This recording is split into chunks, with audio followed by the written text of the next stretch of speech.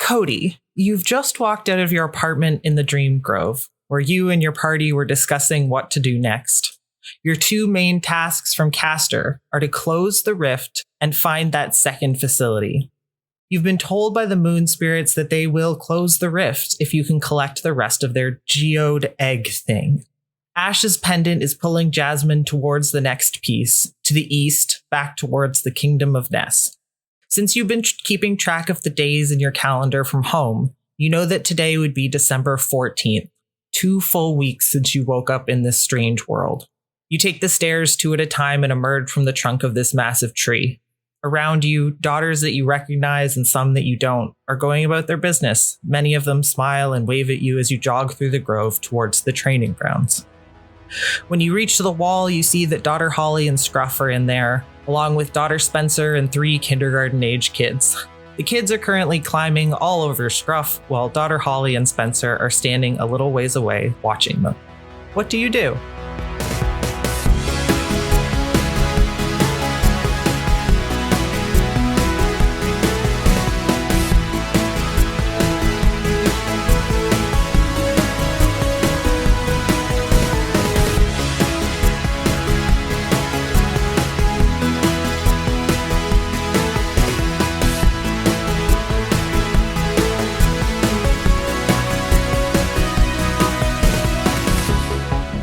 He's just gonna run up as close as he can to daughter Holly.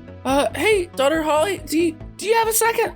Yeah, so you're probably like 60 feet or so away from them still because they've got the walls closed. But Holly sees you and jogs over to meet you at the wall and kind of like waves a hand to pull the wall down and let you inside. She says, hello, Cody. Would you like to join us? Sure.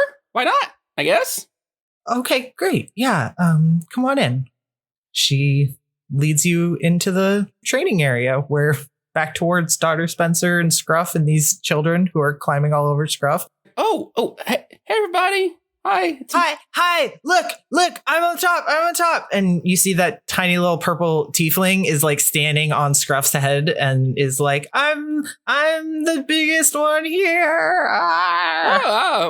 That's impressive. You are the biggest one here. Cody like looks around kind of awkwardly, and then he kind of glances over at Holly, and he just casts a message. Hey, is there any way I can like talk to you like without other people around? Of course. Cody, why don't we go over and check out the targets for magic practice?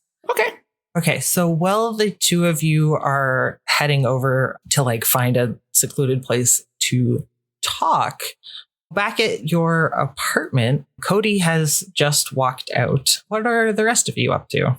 Jasmin looks at the rest and kind of like her eyebrows furrow with worry, and she looks a bit uncertain for a moment, and then she says, should I maybe follow him? It's with the snake person out there and everything. It might be kind of unsafe, and I don't want to leave him alone. I'm just going to follow him. And she stands up and great, bye. Turns into this tiny creature where like the front of the creature is a raven, like the wings and the head and the claws of a raven, and the back half is a raccoon, and jumps out of the window. Okay, bye. Jasmin jumps out the window. Bye. Great. How high up are we? Pretty high up, like 3 stories. Right, don't die. It'll be fine. Jasmin, can you make a stealth check as you try to go spy on Cody and Holly? Absolutely. That would be a 14. Great. Cody, you are talking to Holly. You're like a reasonable distance away from the rest of like the people who are in this training area. And I imagine that you were nervous about other people overhearing. So why don't you make a perception check to just like look around and see if everyone else is distracted. Okay. That's a 10 plus 5, a 15. Great. You notice a weird kind of creature is circling overhead. It is one of the creatures common to this area in the Dream Grove. You've seen a couple times, called a trash griffin. Looks like a hybrid of a raven and a raccoon. And it's just kind of circling above you. Cody makes note of it and has gotten used to seeing all different kinds of creatures around. So, like, no big deal. Cool. Cody, you've actually spent a lot of time with Holly since you've been here because she leads like the magic training. And so you've learned a few things about her. One, she loves your Codymon cards. She knows all of their names. And whenever she gets you to practice your spells, she uses the names of the Codymon. And then when she suggests techniques for shaping the spells, her ideas like match up with the particulars of the creature they're based on. Two, she is insanely good at magic. Every other magic user here comes to ask her for advice. And three, she's definitely human. Like you have noticed, like no like mutations or anything. She seems to be just like you and the rest of your party. But she has not once brought it up. What would you like to talk about, Cody? Daughter Holly, I need to apologize. For what? We haven't been really, like, we've been honest, but, like, we haven't been, like, 100% honest. So me and my friends, we're not from here.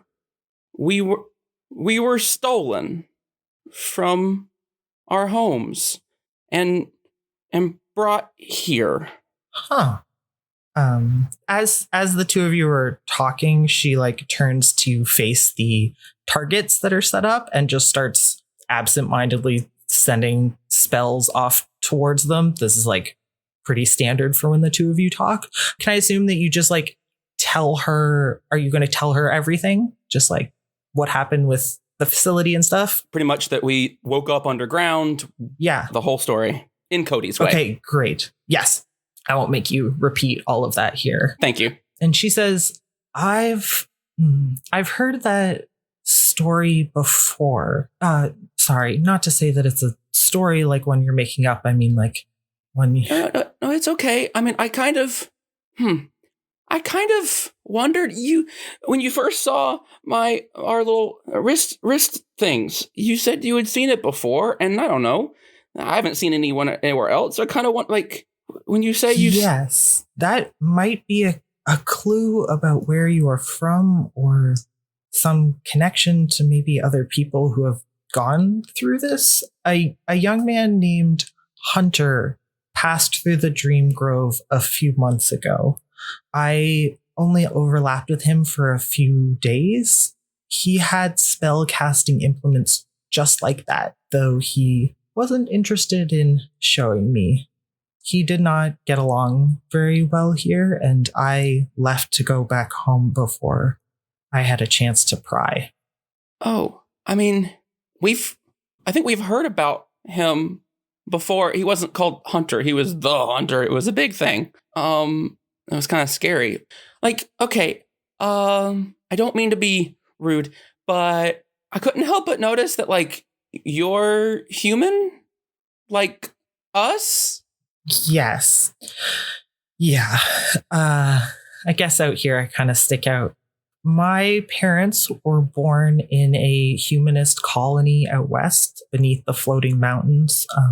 They left it before I was born, though, so I don't know a ton about what it's like to live in an all-human colony.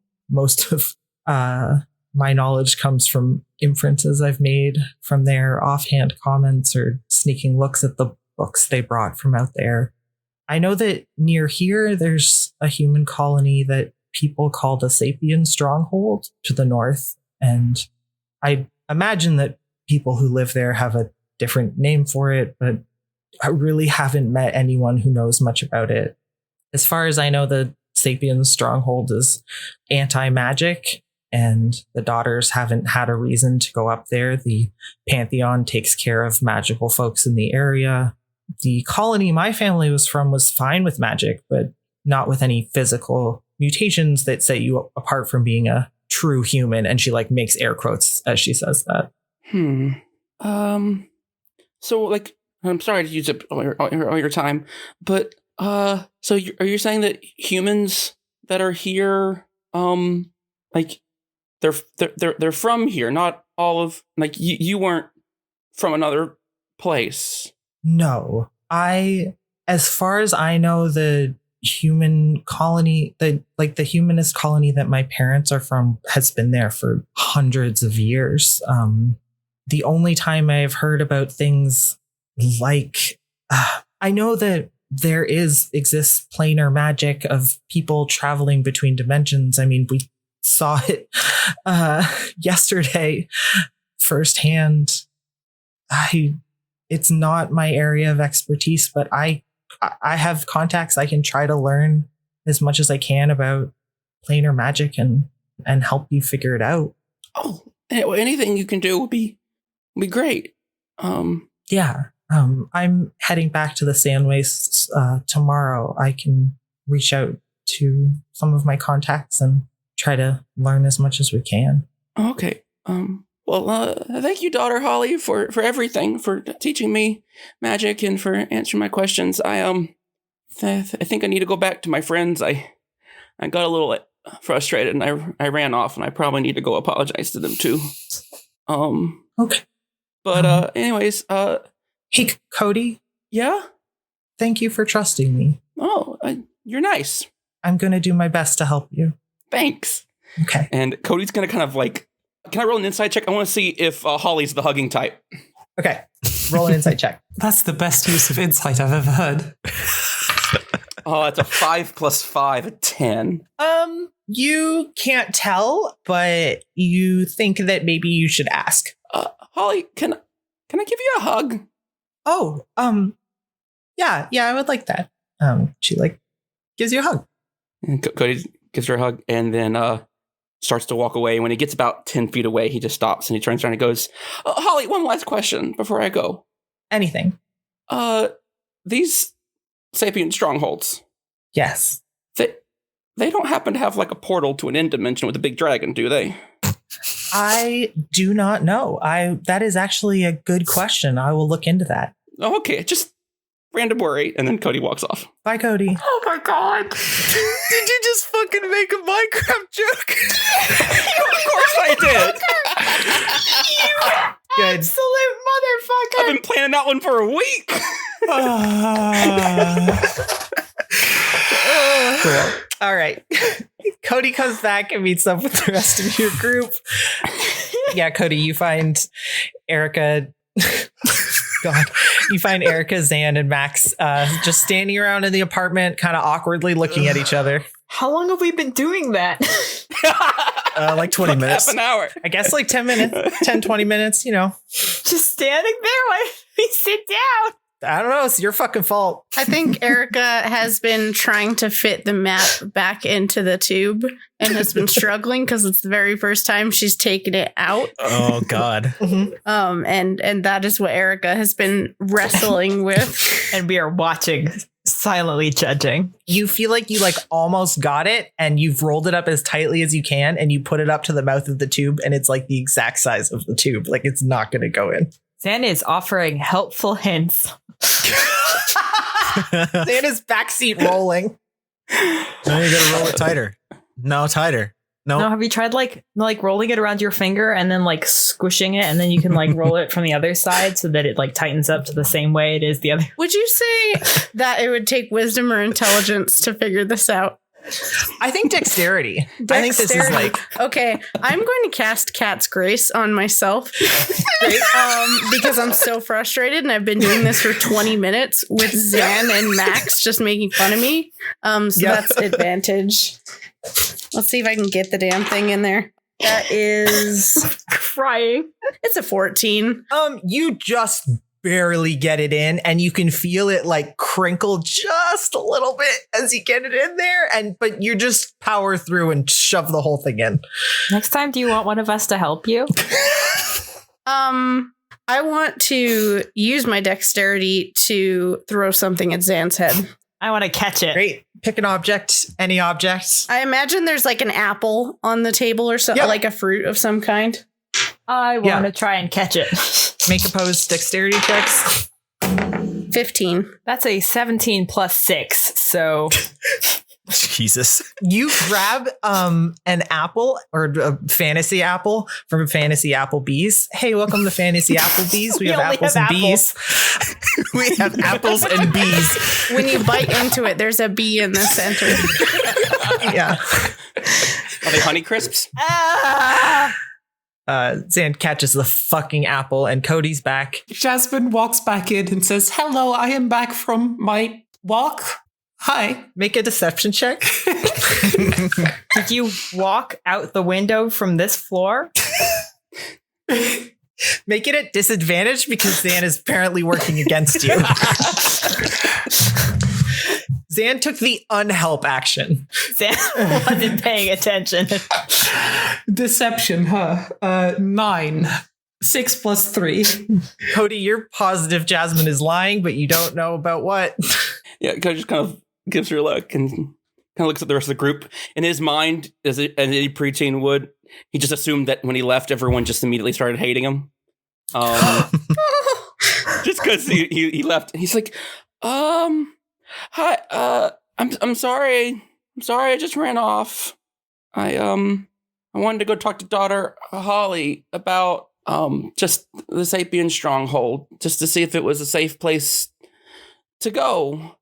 And she reminded me that magic isn't good there, and I don't know, like I still want to go really bad, and I really, really, really want to go. And if y'all would go now, I would love it. But like, if we're not ready to survive here without our magic, as long as we can go there sometime soon, I'm good not going there now. Well, why do you want to go there? Yeah, we have Sapiens at home. Kind of just looks off. We came here, and we already know someone else is like us here. And like, as I started thinking about wanting to get home, I got worried that like, what if there are other people like us that are stuck here, and I don't want to like close the rift and like get rid of the way to get home until like everyone who needs to get home gets home. Well, the good news is we were told to close the rift before Castor would send us home, which means that there's probably a way for people like us to get home, you know, after that, hopefully, probably. Yeah, I hope so. Maybe. All right, maybe that wasn't great news, but it was okay news. Sorry. Anyway, I'm going to go pack for imminent departure. Yeah, Erica walks over and pats Cody on the back and says, I'm sure we're going to end up there at some point, because I don't think the daughters have all the answers for us. But I do think if we find some more of those eggs, we can get a little bit more stronger and not be so scared of what's in the Sapien stronghold. I really like not being scared for once. And then Cody's going to run upstairs and quickly pack his stuff, shove it all into his backpack, and then run downstairs and slam it on the table and say, how do we get out of here anyway? I guess we should go ask someone, maybe? Who do we ask about that? Erica says, let's go. And Erica walks out the door. Okay. Goes to daughter Kayla. Okay, great. Yeah, you go find daughter Kayla in her office up above the storehouse. She's like poring over some documents that are very neatly arranged on the big table in the middle of the room, and looks up as you come in and is like, can I be of... Erica doesn't even let her finish and says, hi. So we need to know how to leave because we want to go find some eggs because it's really cool here. But like, we just like want to kind of get back on the road. So can you help us with that? Of course. Which direction would you like to go? We want to go back to Ness. If you have any suggestions about how to handle the whole like daughters not being welcome thing too, that would be good. We're ready. We're raring to go. Let's get some eggs, baby. Great. Okay. Yeah, she like stops what she's doing and goes over to one of the maps on the wall and is like, anywhere particular in Ness you would want to head towards? So Or wasn't our lead? We wanted to go to the capital, right? Yeah, the capital. Yeah. I think that actually happens in character. I turn and I'm like, yeah, it's the capital. Okay, if you are heading towards Chatton, you don't have many options right now. Our towers in Fell's Keep and Chatton are both occupied by Queensguard. There's a tower. No, that won't work. There's still a tower in the city of Blacklock, which is just outside the borders of Ness. The city was abandoned almost 2 decades ago, so it's unlikely that the Queen will send forces out there. It is only a few hours walk from the border, which you will have to sneak across. But I can send you there. And she goes and looks out the window and she's like, immediately. Rad. The moons have waxed enough to give us enough moon's light for ceremonies. Cool. Slippery. Nice. Slippery? Wax. Sorry, I was trying to make a waxing joke and I'm really off my game, you guys. I'm sorry. Just ignore. Alex just cut out everything I say. Just select all on Talia's track, press delete, and It's all garbage. no, I'm kidding. You're doing great. Debatable. So yeah, Kayla just can tell you all ready to go. And so she leads you out of her tree down to those big marble discs that are outside of the Dream Grove. She turns to you, Erica, and she says, "Oh, you asked how to disguise yourselves as daughters.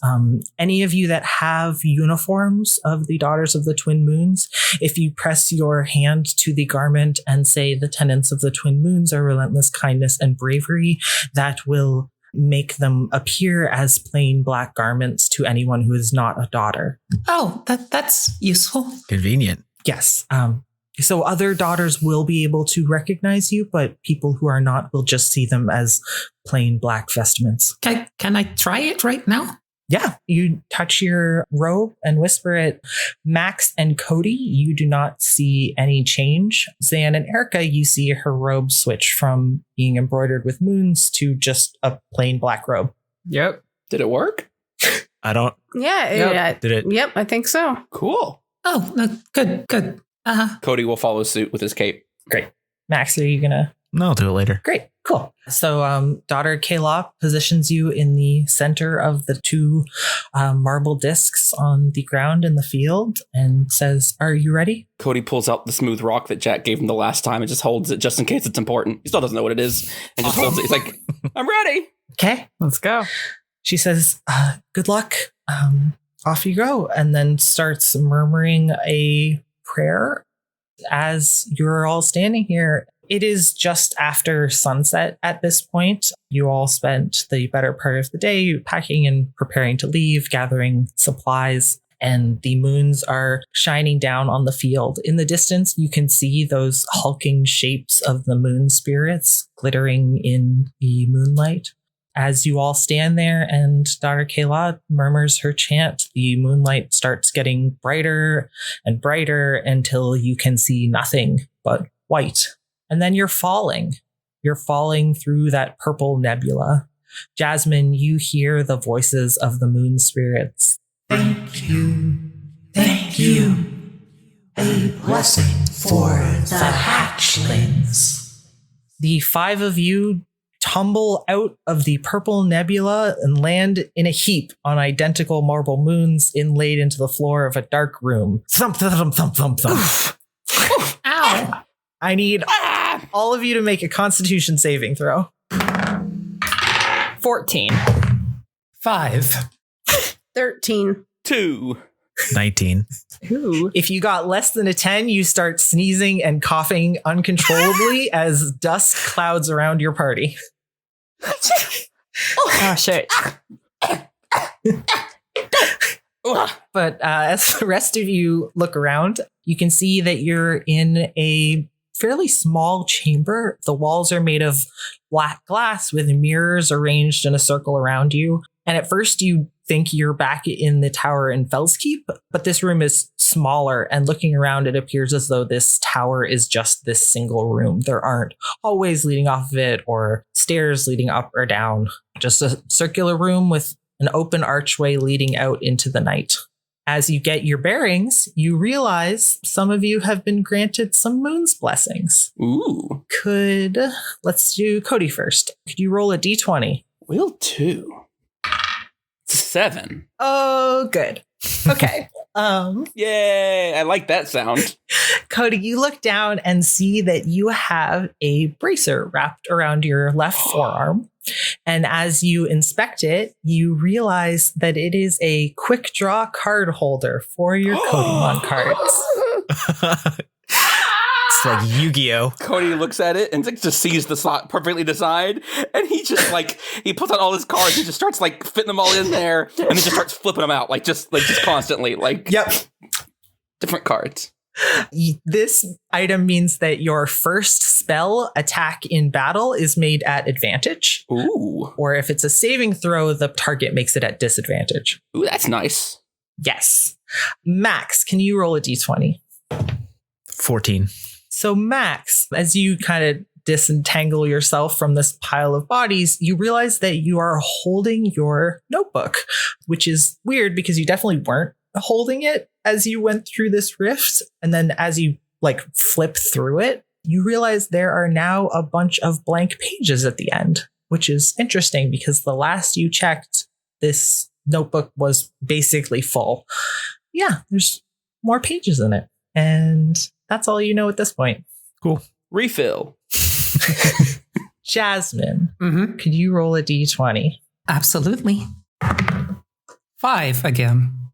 Jasmin, the first thing you realize is that your staff is gone.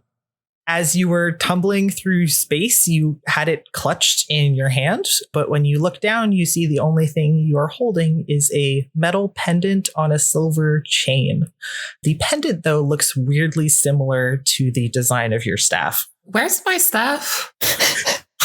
Oh no, I lost my staff. Where You got a pendant, though. That's cool. That's not a staff. They oh no. They gave me a staff and I lost it. I mean, well, where did you last see it? Jasmin has been nerfed. I was holding it when we teleported. Well, then that's not your fault. That's a teleporting glitch. Did you drop it in space? Oh God, I hope not. You should call the Lost If out. Well, that sucks. At this rate, we'll be going through space again shortly, and you can just pick it up on our way back through. I don't think that's how space works. How do you know how space works? How does it work, Zan? Oh, why, Zan? Secrets from my backstory. Shut up. She's an astronaut. Hey, Jasmin, were you wearing that necklace before? No, I don't. This is new. Jasmin, do you want to roll an investigation check on your pendant? Sure. She sobs, wiping the dust out of her eyes. I mean, she's definitely tearing up about having lost it. So my investigation is a 4 + 2. Okay, great. Yeah, you fumble with this pendant for a bit, and as you're looking at it and poking at it, you accidentally touch this little button on the back, and then the pendant springs open, extending 3 feet in either direction, and you are holding your staff again. Is it still attached to her neck? No, it wasn't around her neck, it was in her hand. Oh, okay, cool. But the chain is gone.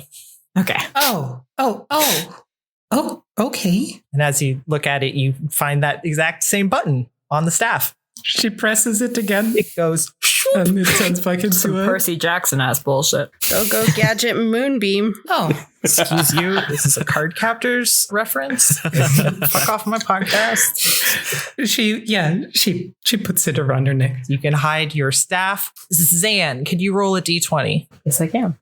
That's also a 5. Great. You also get a disappearing staff. Nice. Hey, my staff is gone. Just kidding. I never had one. Zan, you hear a voice in your head that hisses, "Where are you going?" And you take 2 points of poison damage. Ow. Cool. Fuck. Erica, can you roll a d20? Yeah. 14. What's your investigation modifier? That is a +4, so 18. Great. You do a thorough investigation of your person and you find nothing new, though your gaze catches on the spiral ring that you stole from Ash's office, I guess like a week ago at this point. It's a simple metal band with this spiral on top, and the spiral is glowing red. You find yourself entranced by it. You all watch as Erica just looks at her ring and stops moving completely. You good? Hey, Erica, you okay? Oh, what?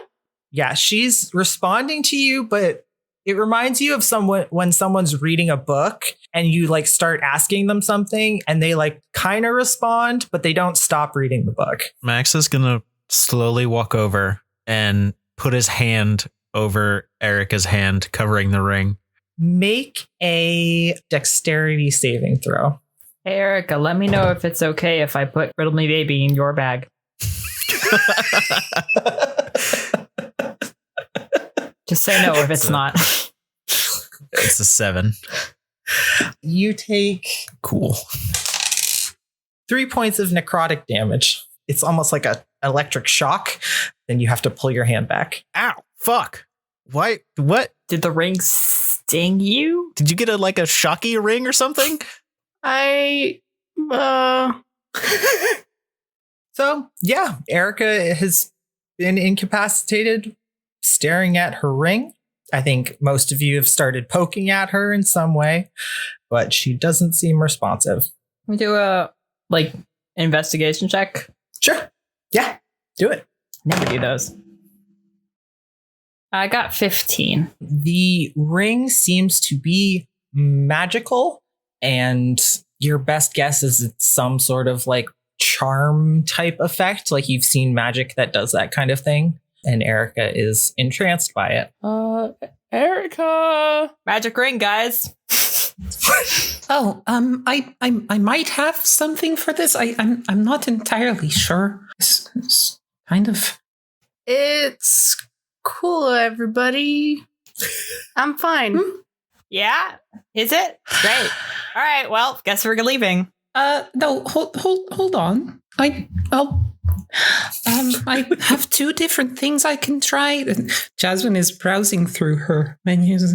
There's a lesser restoration, but that says it's about blindness and deafness and paralysis. Is that how you pronounce that? And poison.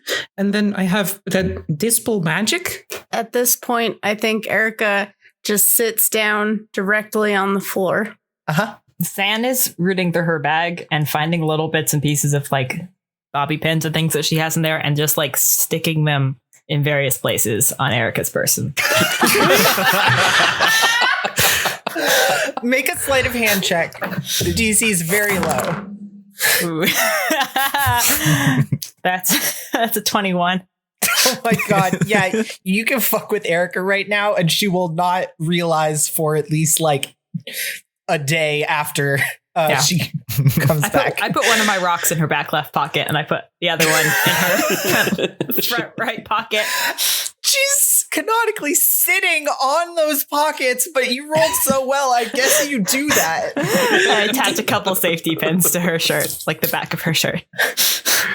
10 minutes has passed, and Erica, you come out of it.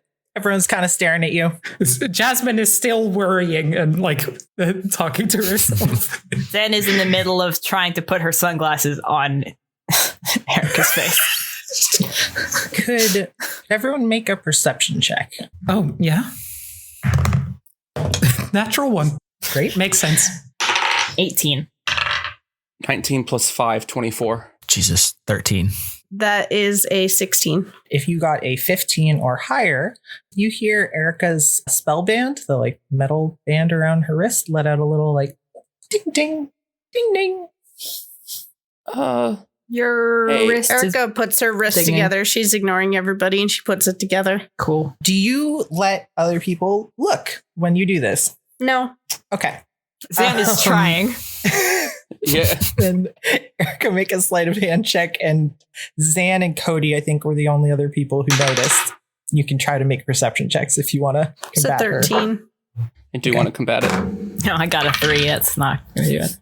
7 plus 5, 12. Okay, great. Yeah, both of you can. She's moving too fast, and like you're both kind of uncomfortable at getting real in her physical, like personal space. It's like I'm holding it above their heads. Yeah, they're both very short. You bastard. Great. So yeah, Erica, when you open up your spell bands, you see 2 things. 1, you have an extra 3rd level spell slot. 2, there is a notification that reads, unknown SPE conduit detected, redirecting power into temporary spell reserves. In game mechanics, you have a temporary 3rd level spell slot that will disappear at some point, probably after you use it. Cool. Erica closes her menu and is like, neat. What was that? What's neat? You know, I cast Cat's Grace earlier. It's it looks like it refreshed it. That's neat. Cool. Okay. Make a deception Cool. check. Yeah, I was like, It's a 13. Everybody who wants the contestant, do it. Well, that's a 21. Nice. 19 plus 5, 24. Erica, what'd you get? I got a 13. Okay, great. If you got better than 13, you know Erica's lying out of her ass. Okay. Yeah, Cody kind of cocks his head. I'm not going to do anything about it, but I'm filing that away for later. Perfect. Zan will remember this information. The best way to handle conflicts. I had just a small list of housekeeping things. First, you're all leveled up. You're all level 5 in some capacity. Most of the level ups were pretty routine, just like spells and like minor adjustments, except for Zan, who is now a level 4 ranger and a level 1 warlock. She knows extremely little about her patron, who is the snake lady from last episode. I have a question about that. Yeah. How much does Zan know about this? Because last we checked in with Zan, she knew she had a fun new collar, and that was about it. You have a fun new collar. Your spell band has updated to say that you are a level 1 warlock and given you a bunch of spells and weird things, which I assume Zan found at some point. I don't know if she has shared this with anyone else, though. She probably has not. I just wanted to check that since I wasn't sure if this would be in the band because it was weird. And No, it's in there.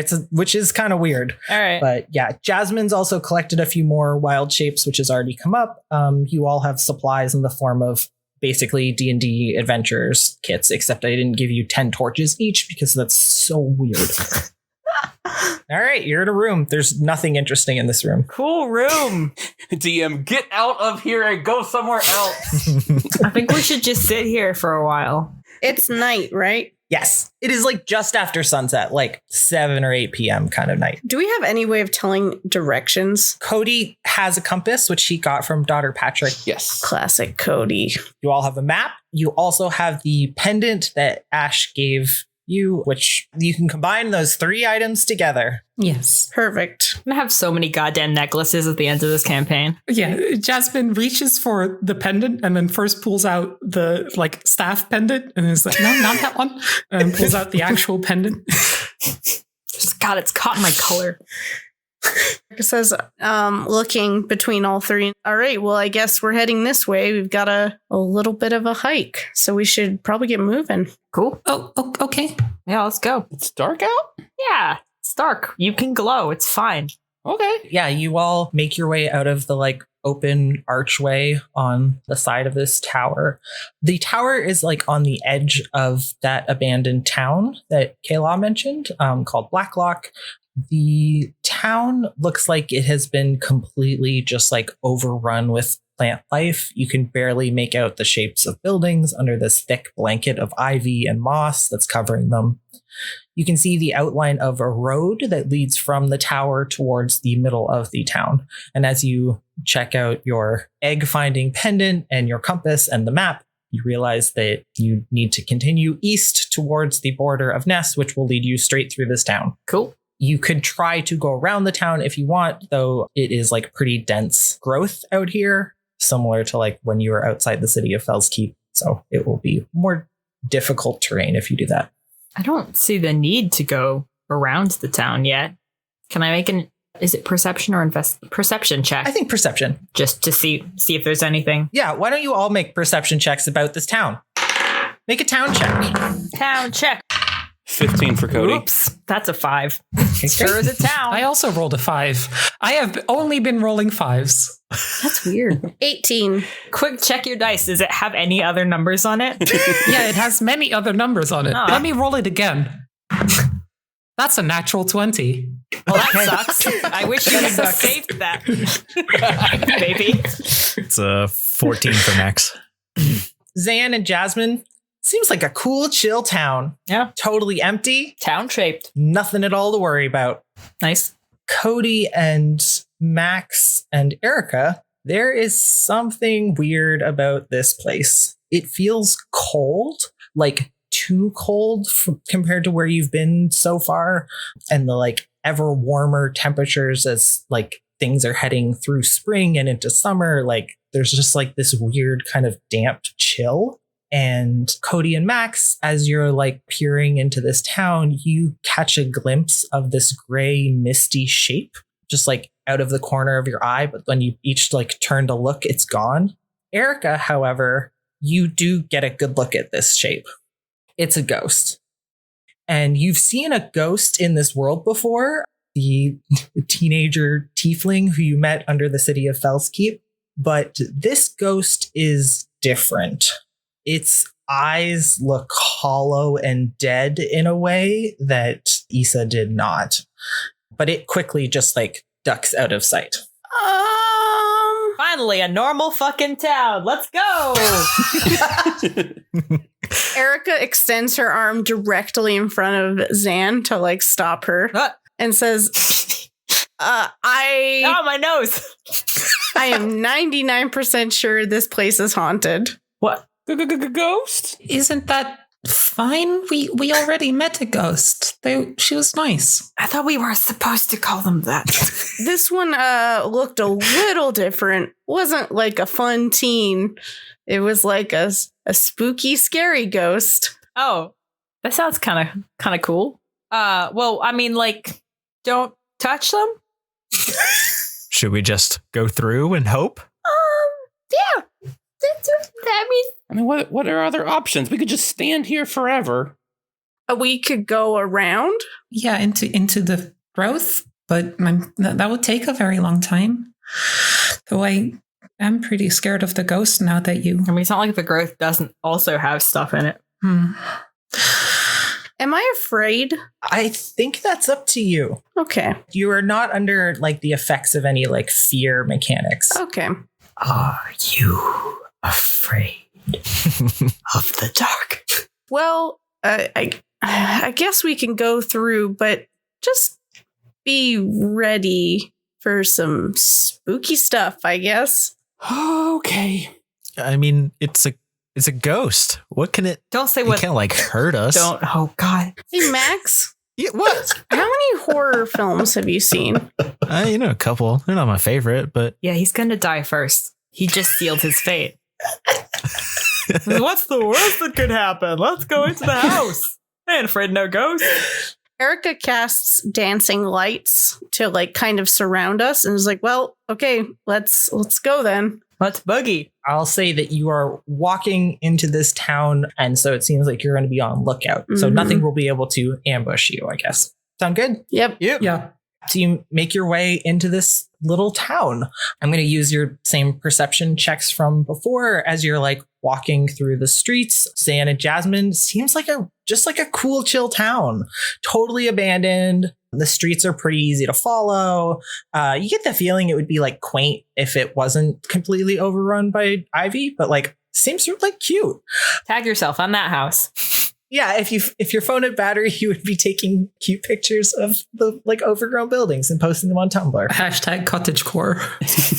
Exactly. I can live here. As we walk around, Cody's going to just send water to kind of like climb up buildings and jump between up high, kind of be above us a little bit. Okay, great. Why don't you roll a perception check for water? She got a natural 1. Water finds like a little like stream that I guess has been diverted pretty close to this town, and she goes and like frolics in the stream for a bit. Aww. She's having a great time. Max, Cody, and Erica, you get the sense you're being followed. And as you're kind of like peering down these like empty streets, you see like these same like misty shapes drifting by. They don't seem to be paying you any mind though, and you get the sense you're being followed by somebody else. Cody pulls, like he has had his hoodie sleeves pulled up around his elbows, and he slowly pulls his sleeves down a little bit because it's getting a little bit chilly, and he's just kind of like protecting himself a little bit. Okay, great. It's cold, and I don't like this. This feels weird. Well, It's okay, Cody. I'm sure there's nothing here that can hurt us. Jasmin kind of like gets closer to Cody and like reaches out to grab his hand, and it's pretty much as much for her, as much as it is for Cody. Cody doesn't believe her for a second, but he'll still grab her hand. It's totally shaking quite a bit. Erica is going to turn around and shoot all of the lights directly behind us. Okay, great. Let me make a check. Yeah, you turn around, and illuminated there in the street behind you, you see a very small child.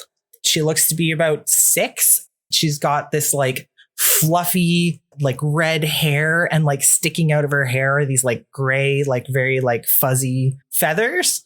And she's dressed in like finely made blue garment, although it's like a little dirty and ripped. And she sees you and is just like, ah, ah. And then like pat, pat, pat, pat, pat, like runs off of the street to hide in a building. What the fuck? did she look corporeal or ethereal? Corporeal, like an actual child. Max is gonna go try to find her in the building. Okay, great. Max, no. What, Max?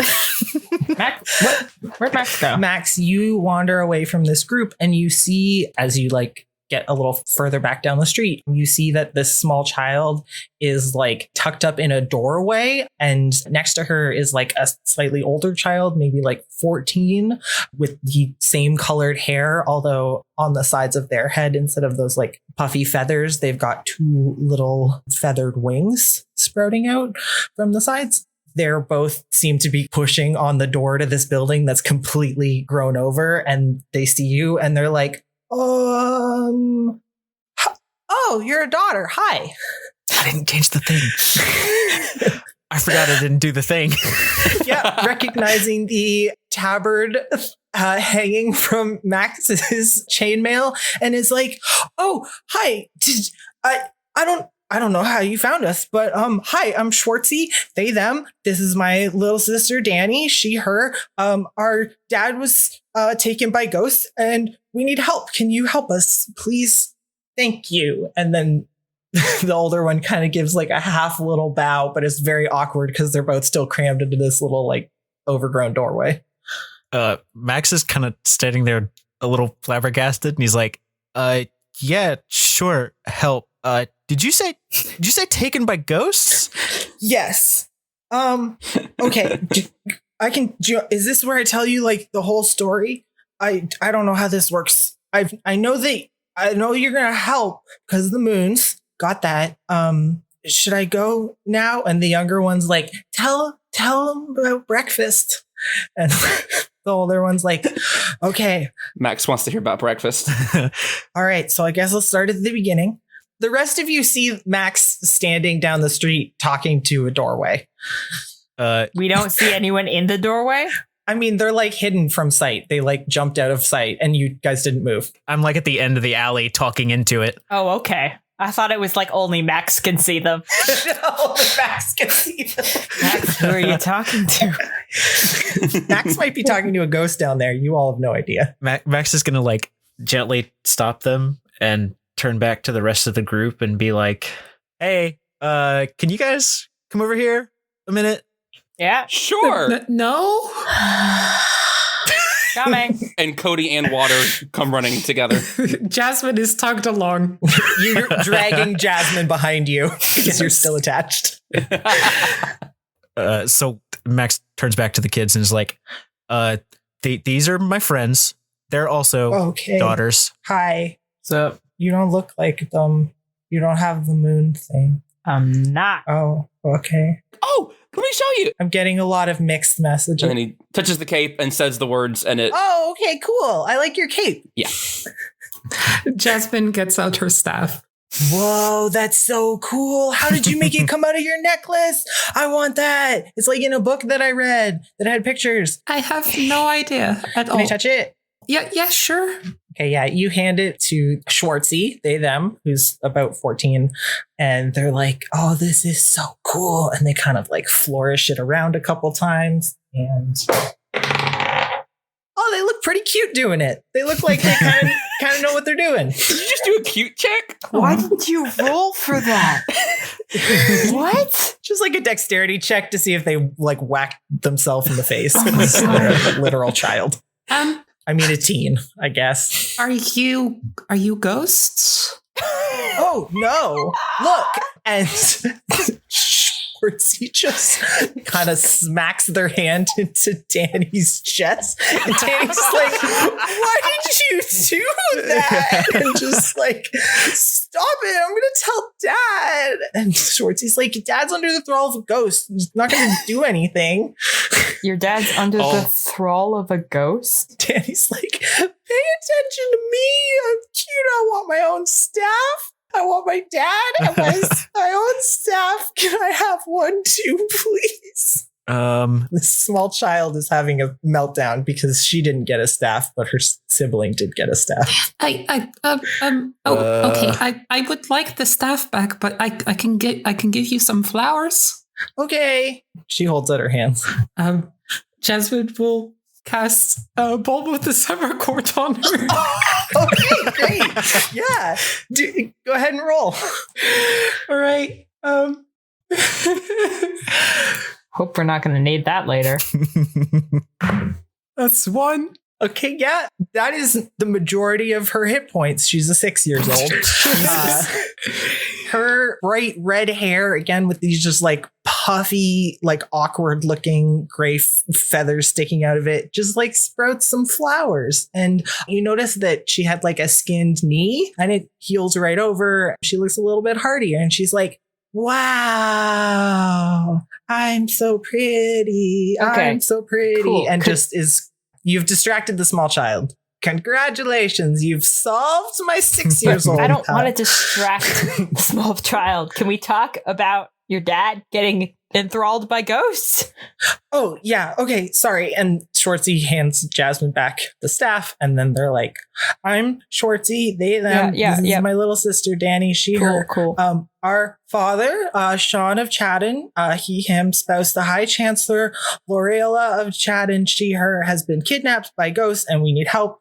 We got to get him to come home before my mom notices. So this morning, Dad didn't make breakfast and he always makes breakfast. And then he just like left out the back door. And he didn't take his horse, which is weird. And he walked. And so he just kept walking. And we were like, guess we'll follow Dad and see where he's going. Maybe it's a surprise. But he wouldn't talk to us the whole way. We were like, hey, Dad, where are you going? And he didn't answer. And he kept going. And then he got to the border and he just left. He just walked right out, even though he said we can never do that. Because if you do that, then you're not allowed to come back. And then he went to this weird town. And then the sun went down. We could see all of these ghosts. And then they were like, ooh, we're ghosts. And then our dad was with them and we were scared. And so we were wandering around and we saw the tower light up. And then you guys came out of the tower. So we followed you to see if you were daughters. And then you are. And so you're going to help us. That was a lot. Did they actually say, ooh, we're ghosts? I don't remember. Probably. Great. So. Yeah, we can help. Cody looks at the rest of the group. We can. Yeah, we can help. Out of character. That was a lot of information for my brain to take in at once. So I caught like a quarter of that, maybe. Followed Dad. Dad went somewhere weird. Ghosts. Yeah. Also, this boy is some sort of big hoity-toity in Chatham, is what I heard. Okay. Oh, yeah, our dad's really cool. Oh, I thought like spouse of, like consort. Yeah, our mom's cooler. I mean, our dad's cool in a different way. He makes breakfast and he helps me with my homework. Dad makes breakfast. Yeah, that's the important part. All right. So which direction where did you last see your dad going? They both point. They point in different directions, Cool. but the older one is pointing more towards the center of town. And they look down and see Danny pointing in the other direction, and they just swivel her arm around to point in the same direction. Great. Okay. So why don't you guys stay somewhere like in the daughter's tower or something, somewhere safe-ish? It's outside this town, and it's really dark. Okay. I don't want to go over there. But I brought a knife, and Schwartzy pulled out. Why do you have a knife? I thought it would help. No. Cody reaches over and touches the knife, and it starts glowing. Oh my God, it's a magic None knife. of you should have knives. I'm the chosen one. No. And I will protect all of you. Well, no, now stop you can- swinging it around. You said it was dark, and so now you can see because it's glowing. With the knife. I guess I could go over there and just wave the knife around and that'll let me see. Stop waving it. You're going to put someone's eye out. Max is going to very quickly try to pluck the knife out of their hand. Make a dexterity check. It's going to go so wrong. You're gonna cut yourself. Please stab me. Please stab me. Please stab me. Stab me. Stab me. Stab me, Dungeon Daddy. 14. 14. No, you beat them. You grab the knife. Damn it. You have it now. Okay. Danny, the 6 years old, is standing on one of your feet, holding on to the side of your chainmail, and is like, I want a glowing knife. Give me also one. Nobody gets a glowing knife. She begins trying to climb Max like a tree. Max is gonna. She gets pretty far. Children. She's like on your shoulder at this point. Max is just gonna hand the knife to Jasmin Okay. and then grab both of these small children. One is 14, but yes, smaller than you. I'm 6'2". They're very small. Significantly smaller. Yep. And then we're standing next to a door into a building, right? Yep. It's pretty like mossed over, but you could probably kick it open. With a child under each arm. Yeah. I'm gonna kick open the door to this building. Okay. Make a strength check. 18. Oh yeah, the fucking door just slams open. Moss and Ivy go flying. Both kids are now silent and are like, whoa. We're gonna go find your dad, Okay. and you two are gonna stay in this house, Yes, sir. Okay. and you're not gonna open the door for anybody who is not us Okay. or your family. Okay. Ghosts can go through walls. Erica's going to step in and look as spooky she can. If you don't stay here, we're going to know, and it's not going to be great. And I want to do an intimidation check, yeah. Yep. Oh my god. That is a 15. Danny, the 6-year-old, starts crying immediately. Yeah, that tracks. Oh. And the older one is like, I'm sorry. Okay. You're not in trouble unless you leave. Don't leave. Okay. And we're going to give you the knife back. Thanks, I guess.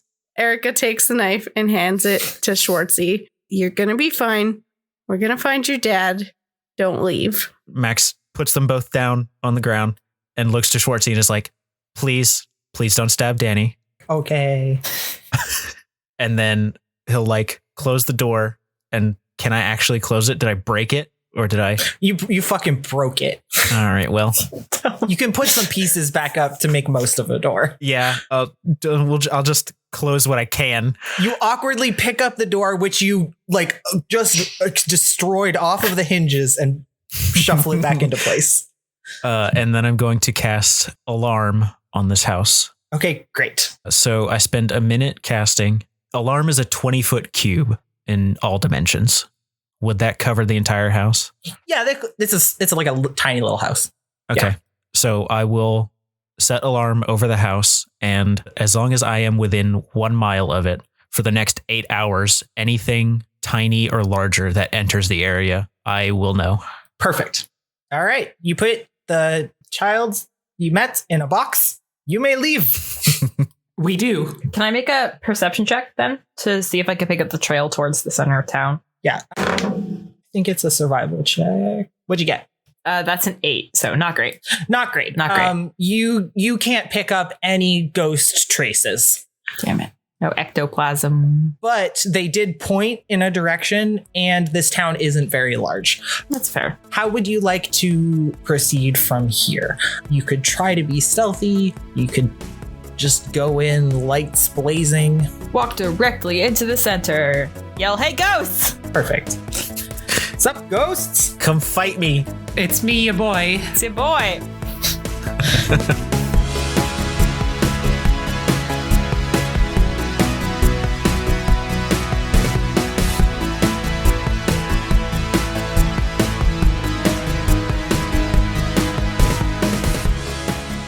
Hello, and welcome to Dice Disasters. This is the part of the show where we stop pretending to be other people and start pretending to be ourselves. I'm Alan, and with me today I have Oliver. It's me. Hello. I'm the DM. Woo-hoo. I had most of the characters. Yes. I got to play a 50-year-old in this one. I love Danny. Danny's so powerful. I love pretending to be small children in my podcast that I make. I love meeting all the small children who populate this world. It's a lot of fun to have that little chaotic energy running around. Yeah. So we got some NPCs in this episode. Yay! Danny, the 6-year-old, is named after @HeyLocalCryptid on Twitter. We also have Schwartzy, their older sibling, who is named after Gray Schwartz @Schwartzy7 on Twitter. And we've got their dad, Sean, who you'll meet soon, who is named after @SeanAF on Twitter. Thank you to all of you for sharing the show. Every time somebody shares the show, it makes me so happy. Yeah, it's just to see someone else like interact and just share that they're even just listening. It just makes me happy to know people are enjoying what we're doing. Yes. It also makes it a lot easier for me when I'm like, oh, I got to name a bunch of people in this town. Better go look at all their cool listeners. Yeah. And also, I just want to say, I know there are people who, aren't sharing on social media, but are, have told their friends or their family to listen. And, anyone who's sharing the show, we appreciate you, letting people know that you're enjoying it, because that's really the only way we're growing right now. Yeah, it means so much to me. Like, all of my favorite media things have come from people being like, listen, you need to listen to this. Okay, sit down, put on these headphones and listen to this podcast. And so the fact that we have people who are doing that for their friends, just like, oh, it gives me chills. Oh, it's great. But if you do share the show or review us in a place that we can see, we'll add your name to our big list that Oliver pulls from. And we've gotten some really, really nice reviews recently. So thank you all so much. For those of you who have reviewed like your words, we like scream. Like when we see it, like we share the words and we're like the most recent one called out People Need Goals music. So I like screenshot it and send it over to Jack. And I'm like, Jack, someone called out your music in our podcast review. And I was like, it's so good. They love it too. And yeah, it makes our hearts sing, and it makes making the podcast all that much more fun, even though it's already fun just to play with my friends anyways. Yes. So if you want to share the show, you can use the hashtag Dice Disasters, share it on whatever platform and tag us. We're probably there. On Twitter, we're @Dice Disasters. Same with Tumblr. Instagram is dice.disasters. And we have a website, dicedisasters.com, where you can see more about the cast and find all of the places you can listen. Also, if you share the show and don't want me to name a character after you or your very interesting and creative, perhaps, username, you can always just like put a little note at the end that's like, by the way, please name a character Dr. Flabenstein. That is my wish to you, and I'll stick Dr. Flabenstein in there. Yeah, we love your creativity just as much as we appreciate your sharing. This is a long episode, so we'll let you get back to it. Yeah, back to the battle. It's a spooky town. Ooh, y'all have fun. Ooh. Bye. Bye.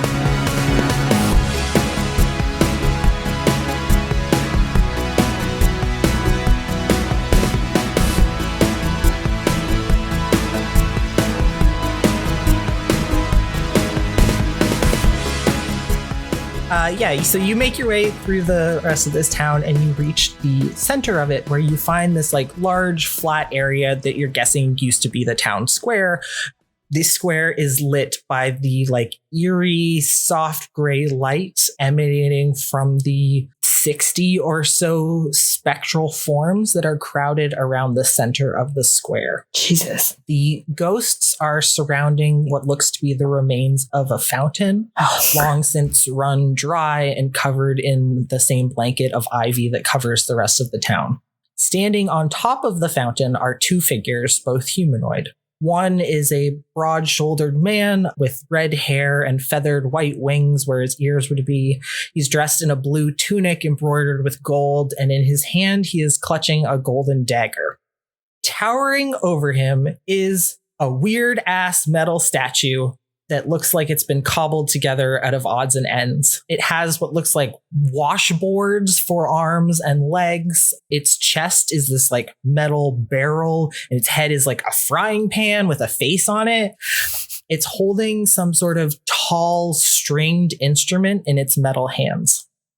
And as you shout, "Hey, ghosts," the 60 or so ghosts turn slowly to look at you, and they all have this like blank, featureless expression on their faces, and the statue begins to animate. It starts turning a hand crank on the stringed instrument, and this strange, haunting, shanty music emanates from it. Rippling through the ghosts, seeming to invigorate them, and they start to lurch towards you. And you watch as the man standing next to this statue, his eyes just completely blank, starts to lower the dagger towards his own chest. Nope. What do you do? Nope. Can I cast Hold Person on the man? Yes, you can. I will give you all, as a group, 2 collective surprise actions that you can do before we roll initiative. I would like to do the Hold Person, if I can. Yeah, that's fair. I want to cast fear in a cone at him and at the statue. Okay, great. So let's do Jasmine's first. What do I need to do for Hold Person? It is a wisdom save. Da-da-da. You got an 8. That does not save. It's a save or be paralyzed. So he is paralyzed. Great. Yeah, he stops lowering the dagger towards himself and just stands there completely still as a statue. Anyway, I feel ashamed of that. Erica, do you cast something? I cast fear. It's a 30-foot cone in front of me, and it's a wisdom saving throw. You're probably, I'd say, closer to 60 feet away from the statue, and I'm just going to call him Sean, because, you know, that's their dad. I'm going to call them 2 swarms of ghosts, and you can get both swarms in your cone if you want. Yeah, I'll do that. Okay, great. What do we need to roll? Wisdom saving throw. Let's do wisdom saves for the ghost All of them. swarms. Is this a Shaun of the Dead joke? I don't know what you're talking about. We have a listener named Sean, and I named this man Sean. He just happens to be surrounded by a bunch of dead people. Yeah. Oh, what a coincidence. It's weird how that happened. Where are my ghost stats? Where are my ghost stats? Where are my ghosts at?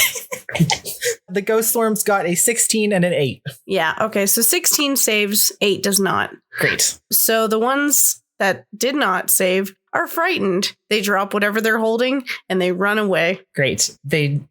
I guess many of them are holding just like regular townspeople items. Like, so one of them has like a bushel of ghost apples, and one of them has like, fucking, I don't know, Like a roller. Ghost bees. the other one's a beekeeper and has just a container of ghost bees. They drop all of this. Some of them got pitchforks or something. Yep.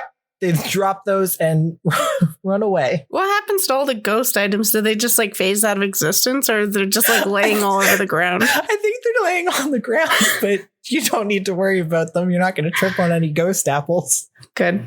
Cool. All right. Roll initiative. Yeah. 18. Weird. I got 11 both times. Oh, wait. No, I add stuff to that. Shit. 15. 9. 19 for Cody. 16 for Max. Oh, nice. I don't have to include the kids in this. Don't make the kids fight the ghosts. Please, no children in battle except Cody. Except Cody. One of them was definitely older than Cody. Child with an eye. Great. Cody is up first. You have 60 feet away from you a big metal statue next to a regular human man who is paralyzed in place from Jasmin's spell.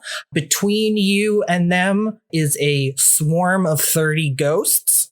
And then fleeing is a swarm of 30 ghosts. Cody is going to step between the group and the ghosts and is going to whip out his spunk card using his new gauntlet and is going to cast Burning Hands. You roll at disadvantage, dexterity saving. The lower is a 17. Oh, they save. So half damage of 3d6. 6 damage. 6 damage. Great. Next up is Erica.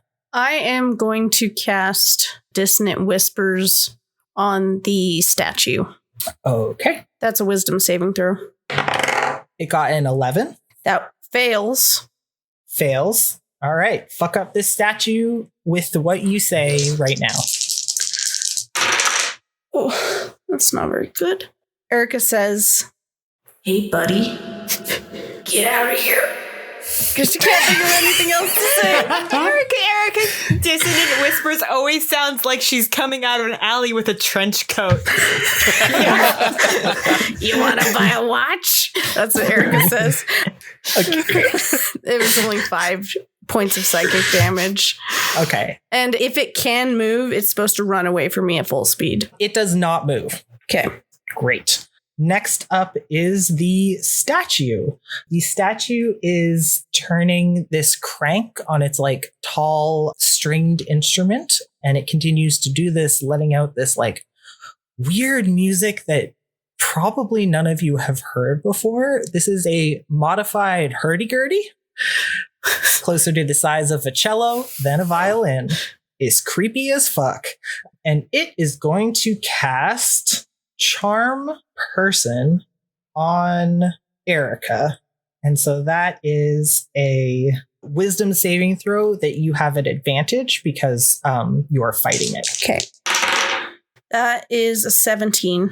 Okay, you do save. So you feel this music overtake you for a moment, but you shake it off and you're like, no, I hate this weird ass looking statue. I'm not going to murder all my friends. You have a moment where you think that. And then it's Max's turn. Okay. As a bonus action, I'm going to channel divinity. And all of my friends gain advantage on wisdom saving throws. Oh, shit. Nice. And everyone emits dim light for the next 12 seconds. Incredible. You all feel a little bit smarter, and also you're glowing. No, smarter, I guess. Wiser.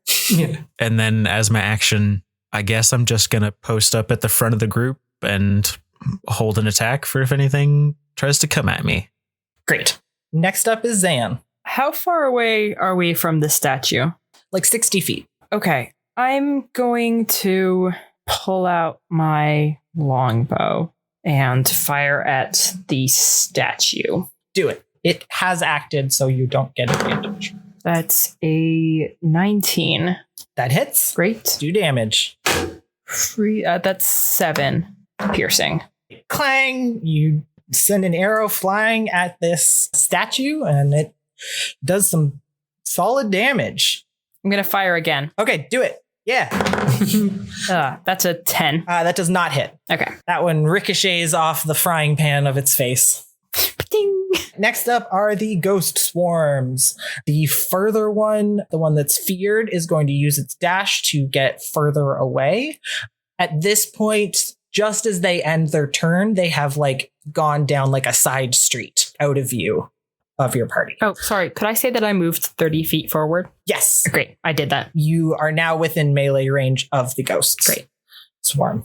And that ghost swarm is going to attack Zan since she's there. That's fair. Yeah, it makes it easy for me. So they are going to reach out their cold, clammy ghost hands and try to grab you. And they collectively get a 7. So they just kind of go like, Shitty ghosts. They do not seem to notice that you have said this. Yeah, I didn't think Seems so. like you could insult them as much as you wanted. This is great. As they miss grasping at you, they're going to move away from you towards Max and get into melee range of him and the rest of the party. So you get an opportunity attack because you have not used your reaction. And I get to take my held action. Correct. Zan's opportunity attack, I think, will go first. Mm-hmm. That's a 21. Nice. So Zan's Moon's Blessing armor that she got like a million years ago gives her +2 on opportunity attacks and also on the damage. Yeah, I remembered. Smart. So you hit them with your short sword. I hit them with my short sword. Yes.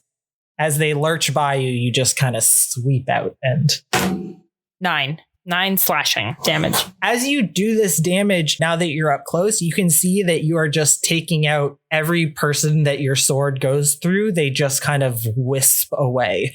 And now there's only about 15 ghosts left in this swarm. That's a lot better than I thought that was going to do. I thought you were going to be like, it goes through them. They're ghosts. What are you doing? No, you all have magical weapons. Your glowing spectral weapons are beautiful. It ghosts through them. Actually, could I have everyone roll a perception check? Not Zan. Oh, cool. 23.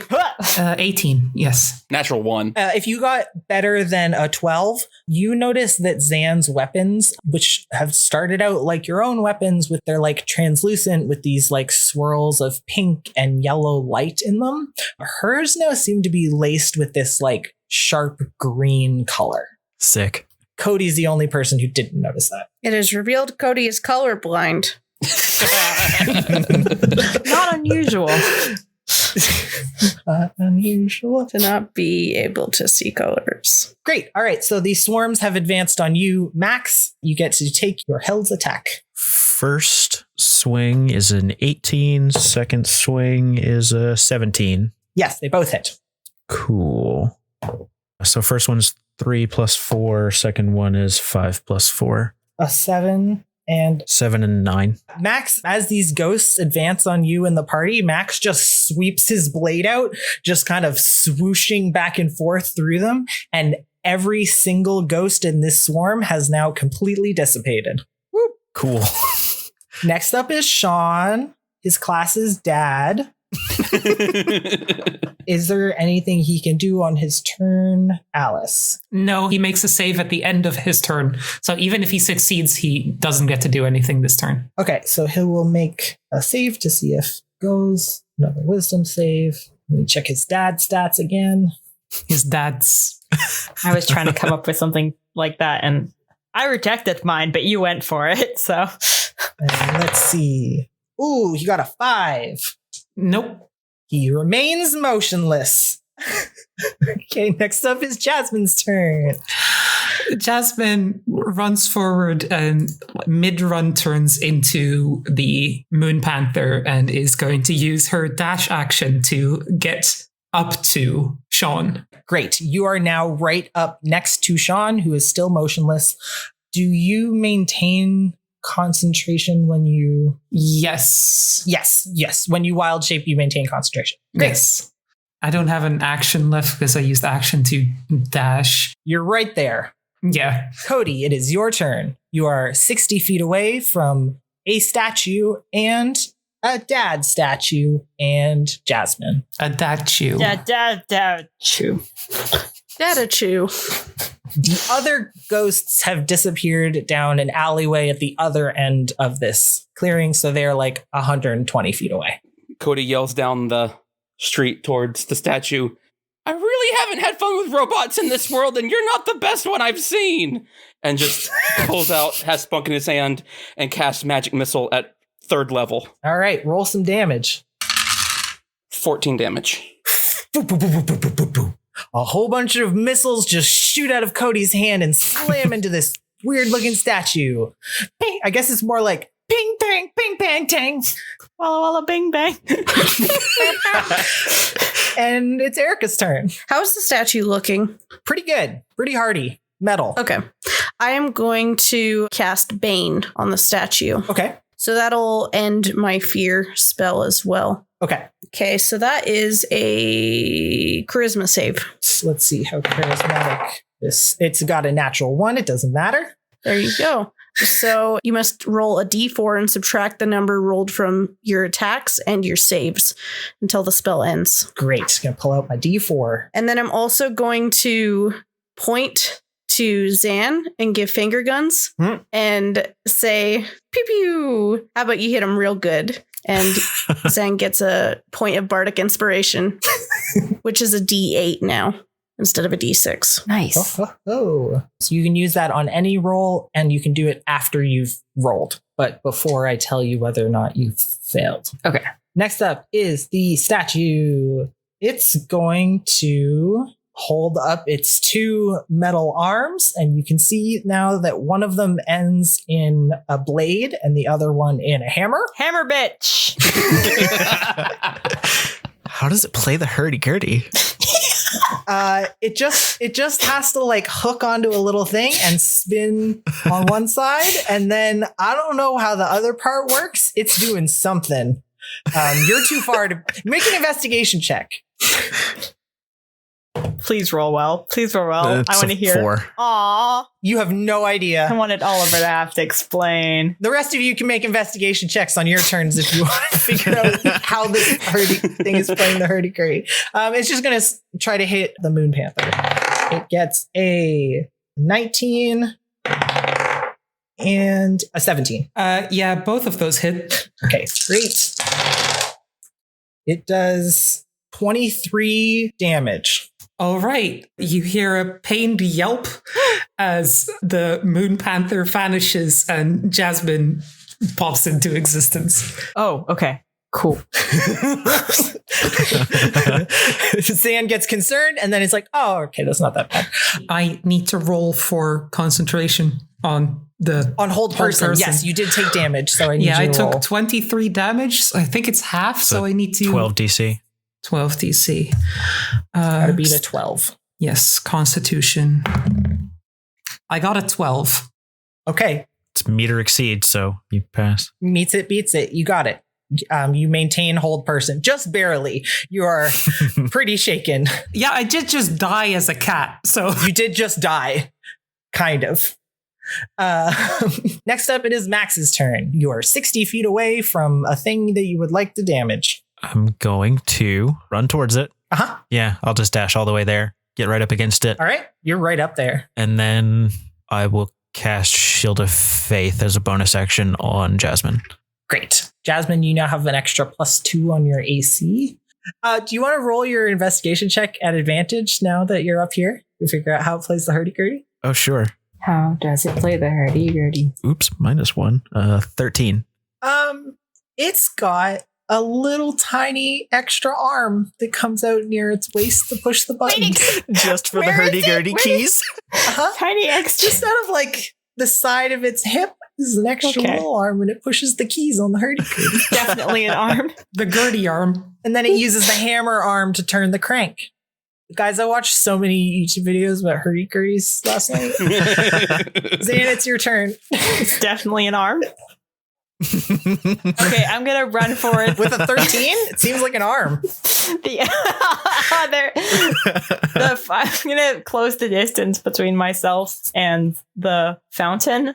Is Dad within reach? Yes, the two statues are basically right next to each other. You're all kind of crowded up here on this fountain. I would like to touch Dad Chew and say, God, I really hope this stupid statue is one of these things, and then cast protection from good and evil. Okay. Could you read me what protection from good and evil does? Aberrations, celestials, elementals, fae, fiends, and undead. Hoping it's one of those. I have a homebrew system that condenses a lot of those categories, so you're good. Okay, great. Have attack disadvantage against the target, but more importantly, the target cannot be charmed, frightened, or possessed by them, and gains advantage on new saving throws if already affected. All right, great. I love that. I don't know if he's currently making saving throws against this, but Great. Next up are the ghost swarms, one of which has been completely dispelled. The other one is 60 feet away from you and is no longer feared because Erica switched to a different spell. So it's going to shamble back towards your group up on the fountain and then use its action to move another 30 feet until it is right up touching you. Sounds a little bit like you're saying ghost worms. The ghost worms? Yeah. Yeah. So this one's worms. This one's worms. The other one were people. This one is all, because I mean, it's a fantasy world. They're all like human-sized worms. Yeah, not all ghosts are humans. Come Not on. all ghosts are humans, guys. Like, these ones are worms. Next up is Sean, the dad. He's going to make a wisdom save against the hold person. And he gets an 11. Nope. Which does not save. But now he's going to make a save with advantage against the charm spell that he has on him. And I'll say that the DC for that is 16. His spell DCs are weird, but that seems about right. He got an 18. So you all notice no change Great. whatsoever. Take it back. You take slurp that back up. Anyway, it's Jasmine's turn. Jasmin is going to try and take the dagger from him. Like, peel it out of his hands. Make a strength check. I feel like I could give him either advantage or disadvantage for being paralyzed, so we'll just make it a strength contest. Okay, Jasmin is the worst person for this. Great. Also, thank you for making it a strength check and not a sleight of hand. I feel like I should mention that I have sleight of hand at -3, and this might be a sleight of hand thing. Oh my God. No, because you're not trying. He's in no way like going to react. You're literally just trying to pry his hands off of the dagger. Okay. Yeah. If you're trying to pick his pocket, maybe, but I got a 4. Oh boy. I got a 5 -1. so Sean the dad got a natural 1. Oh my God. Time seems to dilate as you watch this incredibly just painfully thin, frail woman try to unclasp the hands of just a regular dude. It's Class's dad. And she does indeed slowly pry away the dagger. You now have in your possession the golden dagger. Next up is Cody's turn. No knives for this family. For this family. No knife, baby. Oliver, I have an important question. Yes. This road, from me to them, is it downhill? So you are at the edge of the town square. Yes. And yes, the town square is sunken in the middle, so it is downhill from where you are at the edge to the middle where this fountain is. So I am 60 feet away, but I am going to use my double speed Heelys to try to get to the party and roll a dex save or whatever the thing is at the end. Great. I think it's just fall prone. Got a 12. Cody skids to a halt in time. Sick. Beautiful. Sick. Yeah, so Cody like just leans back, lines up on his heels, and he like just slides in. He comes to a stop right next to Max. Wait. One quick thing I want to say is that the town square is definitely like cobblestones and overrun with ivy. And so it's exactly. Great. All right. So Cody comes up. Hey, Max. Like kind of a little shaky still, just from the red. Hey, Max, look at this. And he pops out a card. And Max, you notice two things back to back. First, brand new card. You've never seen it before. Thank God. It's not Chalama. It has a purple alligator anthropomorphized figure. Big buff alligator. It has purple scales. But its scales are kind of missing in the chest area. Titties. And there's a big blue heart gem in its chest. Oh my God. And you notice, and right as you start reading the title of the card starts getting smaller. And then you notice that Oh boy. Cody's getting smaller. And then you notice the world is getting smaller. I present to you the new Cody mod number 19, Gains, Gaynz. Cody is cast Enlarge on Max. Big Max! Yes! Big Max returns! Maximus. And Cody says, okay, bud, hit him hard. Fucking incredible. Oh my god. Okay, what does Enlarge do? You get an extra D4 on your damage and advantage on strength checks. Yeah, that sounds like the Okay. pertinent things. All right, next up is Erica's turn. Erica, literally every single entity in this town square is clustered in the very center of this town square. You are 60 feet away. What would you like to do? Ooh, okay. I am going to. It's a fucking mosh pit down there. It really is. I'm going to run up and I guess I'm just going to cast Dissonant Whispers again. Nice. So that's a wisdom saving throw. You got a 3. I assume you cast it on the statue. Yes, on the statue. And Erica's going to say, well, now I know you can't run and you definitely can't hide. And that's 16 points of psychic damage. Fuck yeah. All right. The rest of you are all up close to this. You notice Erica get a little closer, but doesn't join you all in fighting this creature. And then the statue just kind of flinches for a moment. Next up is the statue's turn. It is going to use an ability called Whirl. Ooh. Oh dear. All of you are real up close, clustered around this statue.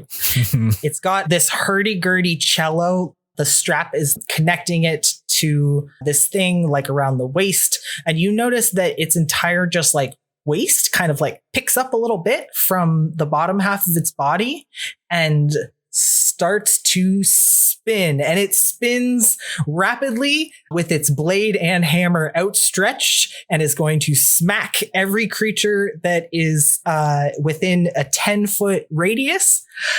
You will all need to make a DC 13 dexterity saving throw. The ghosts are included in this. So I'm going to do the ghosts first. They fail, so they're going to take damage. Sean, the dad, is there, but he has advantage because this is an attack from some creature that Zan has protected it from. So here's hoping his dad's stats of -1 dex are going to save his ass. But he has disadvantage because he is paralyzed. Oh shit, you're right. He does have disadvantage because he is paralyzed. So I'm going to just roll once. He got a 7, so he fails. I got an 11. I got a 16. 13.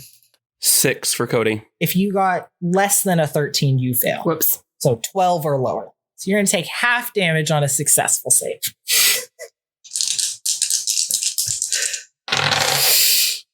Oh shit. Everybody within 10 feet Oh no, is this F for dad? is going to take 21 damage. All right. So half of that is 10. Oof, doof. Yeah, round down to 10. This might be F for dad. Yeah, it might be. Yeah, all right. So this metal thing whips around, smacking all of you, and Oh. just kind of like flap, flap, flap, flap, flap, flap. And Sean, the dad, takes the blunt of that hammer hard and just goes down. Oh. Oh no. And he is laying crumpled on the ground. God. His class again, for everyone who didn't remember, is dad.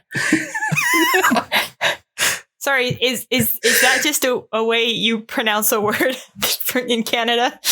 Are you maybe dropping an E? No, his status right now is dead, but his class is dead. No, he's not dead. He's going to make some saving throws. He's unconscious. Yeah. I can heal him. It's fine. It'll be okay. Oh, hey, I need to roll a Constitution saving throw because I took damage while concentrating on Giant Max. I took 21. How much do I roll for? 21, so you have to beat a 10. 10? Okay. 19. Great. Next up is Giant Max's turn. Max is 12 feet tall. Jesus Are Christ. you taller than the statue right now? Yes. Statue's like 10 feet tall. I'm just going to beat the piss out of this statue. All right. So 2 attacks. Can statues piss? Is it like on a little peeing boy of Brussels? Well, little did you know, this is like a steampunk kind of thing, and it's actually using piss steam. No. The worst thing I've ever heard in my life. Bad DM. Jesus. We said such nice things to you before we recorded about how you're just a great DM, and then you do this crime to us. That's such a crime. Excuse me, Max did the crime. It's not my fault that you all say things. My 2 attacks were a 26 and a 16. They both hit. The armor Okay. class of the statue is 16. Damage is 11 and 14. And on the second one, I am going to Divine Smite. That is plus 2d8, 2, 6 plus 8. So 11, 14, and 8. All right. And on a successful hit, when I have the shield out with Shield Master, I can vibe check this motherfucker and push him back 5 feet. Unfortunately, as you do this, the statue kind of like reels back a little bit and then springs back up where it was. And you notice that it is a statue that has like been built into this fountain. So it cannot be pushed. But Damn it. I would say all the evidence from Twitter lately can suggest otherwise. Topical. It's going to be really topical. I mean, I hope it's going to be really topical. How racist is this statue? you know what? I hope it's topical. Yeah. What does it have against dads? Oh my God. All right. I am going to say to anyone at home listening, today is June 21st, 2020. We are living through an international crisis where people are taking the courage to go out into their communities and find statues that represent really fucking shitty things, tear them down, dump them into rivers and the sewers. That fucking rules. And so since Max basically is trying to do that, I'm going to say this fucking statue snaps off at the ankles and just tumbles down onto the ground. It is prone. It is still alive in some sense. It's not at 0 hit points, whatever the fuck that means. Welcome to my fantasy world. But I commend you on tearing down this. I think what we can all say is a terrible statue. Yeah. Just in Didn't add looks anything and to the also in environment. actions. It detracted. Yeah. We can learn history in other ways. Perfect. Next up is Zan's turn. You've got a whole bunch of ghosts. Yeah. You've got your entire party, this dad, and the statue that is on the ground. What would you like to do? Zan's real ticked off about the 21 points of damage that she just took from this spinning motherfucker. Uh-huh. And so she opens up her spell menu and selects a new spell called Chaos Bolt. Well, that's an 8, so not great. You miss. So you watch Zan as she angrily, like, wiping, like, the blood from her nose, like, with the back of her hand, just pulls open her menu, scrolls through it, angrily jams her finger into the hologram to select a spell, and these, like, just crackling beams of nasty green stink just shoot out of her and fly over the head of this prone statue into the distance. They smash into some buildings, which topple over a little bit. Ah! Snake ass motherfucker, we're supposed to help this! Okay, great. If snake boobs are called snitties, is snake ass a snass? Yep. It's nasty. Great, thank you. Canon. Snazzy. And she is snasty. Is it like snasty, like ew, or is it like nasty? It's a snasty snass. Perfect. A snake nose is Okay. is a snoz. Why would it be a snoz? Why would it change? Why wouldn't it be a snows? Next up is the ghost swarm that is dwindled in numbers. There are now 9 of them left. There's one of the guys that's just kind of holding a book. One of them has, I don't know, what's an item that a villager could have? A rolling pin. One of them has a rolling pin for sure. There goes the baker with his tray, like always. I was trying to think of the Bell song. One of them's like really buff, but you know he's like such an asshole. But like hot. And then Is he carrying a gun? he has a gun. He's got It's a lot of ghost eggs. gun, He's just though. holding a lot of eggs. Like maybe he was about to eat A all bunch of of them. eggs. And there's a short one next to him that's holding a dead duck. And the sign holding that a says, dead I'm duck. gay. The ghosts are going to hit. Who's close by? I don't know. They're fucking hit Zan. She just missed with her. Why always that? Is this a melee attack within 5 feet of me? Yeah. I think technically 10 feet now because my reach has gone up because I went up a size class. Yes, you are a very big. Big arms. Big boy. So it's at disadvantage. Where is my ghost? Where my ghost at? From the front to back. Where my Get ghost ready. at? 2 6s. As far as 10.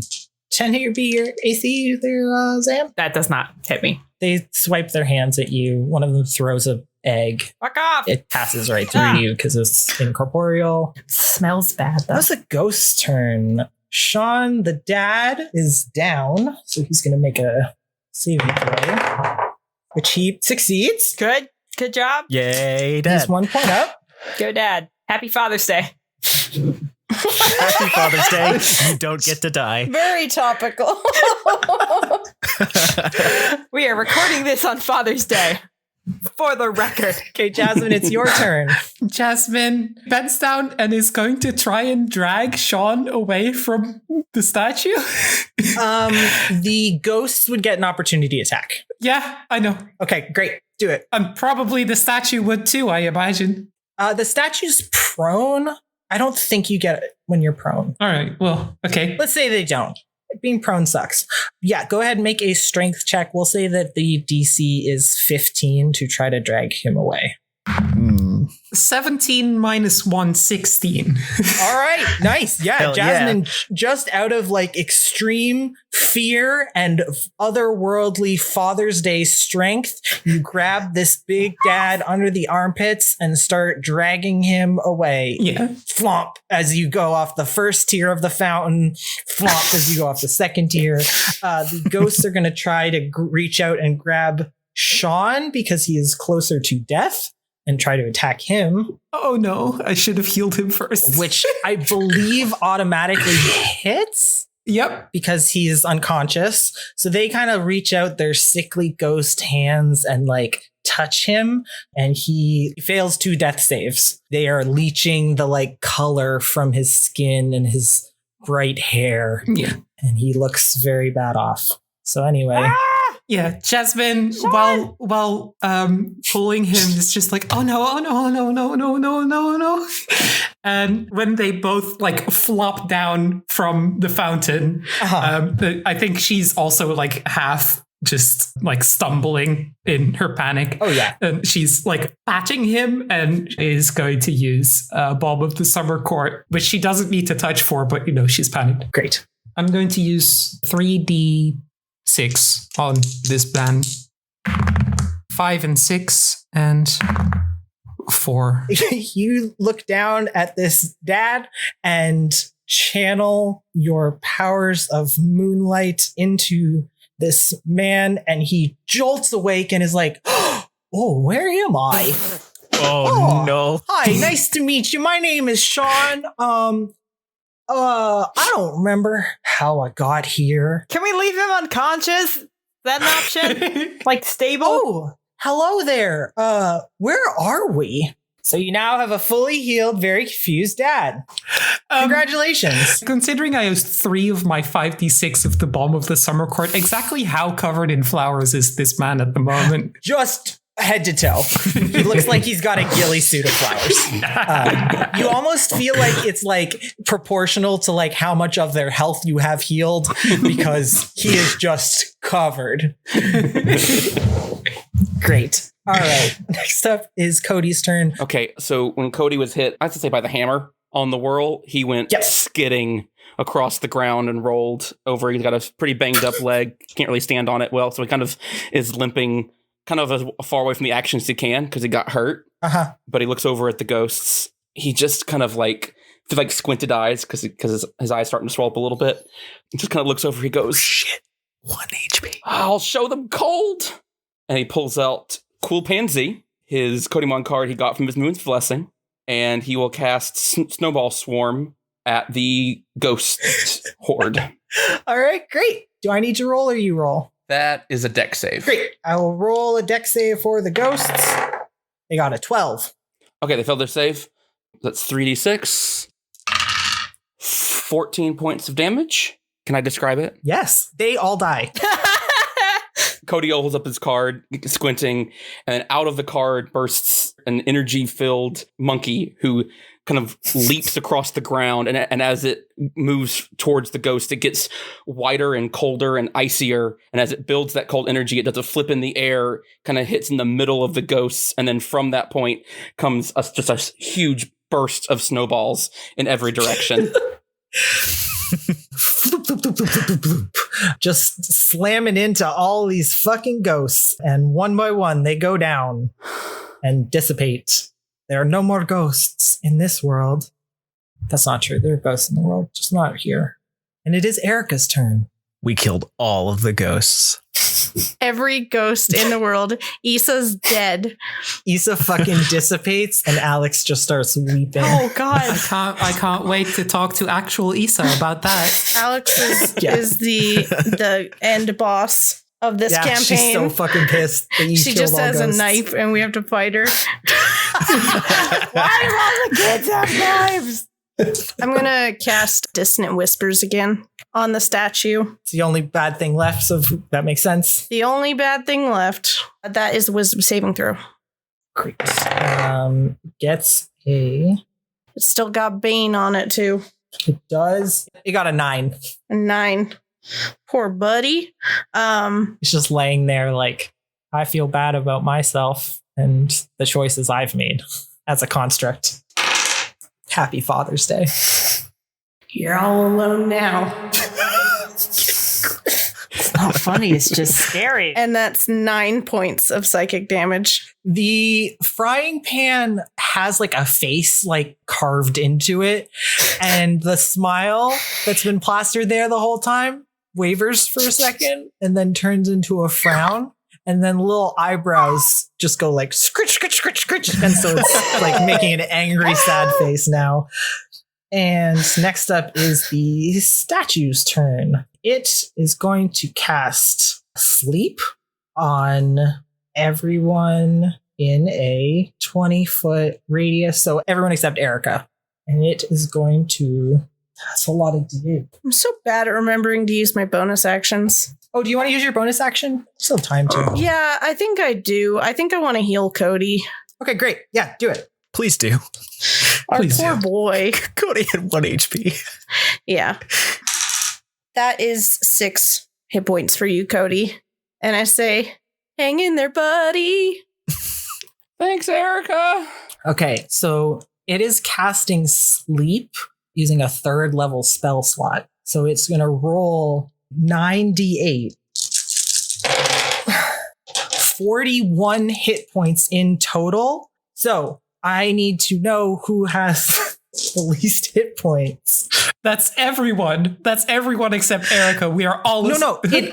Starting with the creature that has the lowest current hit points, each creature affected by this spell falls unconscious until the spell ends or someone slaps them awake. Subtract each creature's hit points from the total before moving on to the next creature.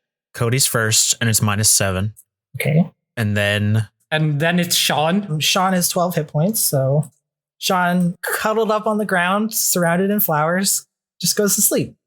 22. Does anyone have less than 22 hit points between max? Zan, 15. All right. I'm guessing no one left has 7 hit points. no. All right. So this broken statue laying on the ground, that teeny tiny little metal arm that Max noticed, clicks down on the keys, and it inserts the hammer into the crank and begins to turn it. And this haunting shanty starts emanating out. First to fall is Cody, who just crumples to the ground, unconscious, gently snoring. Sean, who is laying down next to Jasmin, is like, oh, man, I'm so tired. It's so weird. And then just drifts off to sleep. And then Zan, fucking just fed up with all of this shit, crumples to the ground, also unconscious. Angie, take a nap. Nap time. Max shrinks. And Max, whoop, damn it, shrinks down into a regular sized Max. And it is Max's turn. This song is coming out of the hurdy-gurdy, just like... It's an action to slap someone and awake? Uh-huh. Okay, I'm just gonna keep hitting the statue. All right. Advantage because it's prone. Uh-huh. It did not get up. It can't. 7 plus 7 is 14, and that one definitely hits. 14 plus 7. Okay, yeah. It's armor class is 16, so I think only the second one hits. Okay, second one hits 8 damage. All right. Yeah, you just smack it with your sword. It's looking extremely rough. So, I'll use my last spell slot to make the Divine Smite again. Yeah, you clang your sword down and then kind of grit your teeth and more sword energy comes out of it. That's plus 9. And the hurdy-gurdy music stops. And it is quiet in this town square as Max has defeated this statue. And a bunch of people are taking a nap.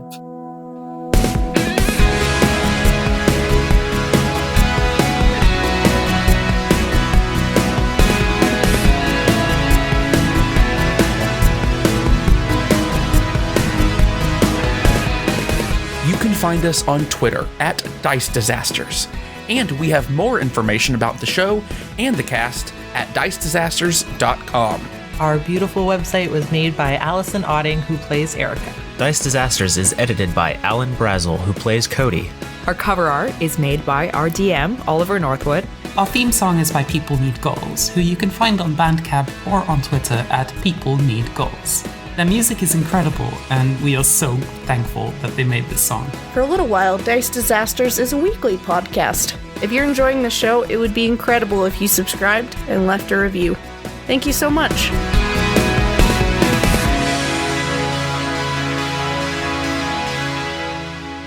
Sean from the ground is just like, does anybody need to use the bathroom before we keep doing the fight? I don't want to have to pull over.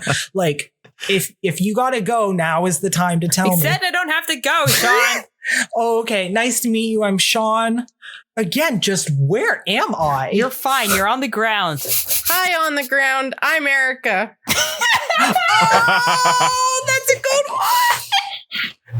Oh, what a good Father's Day this is today. Talia just ran away because of that joke.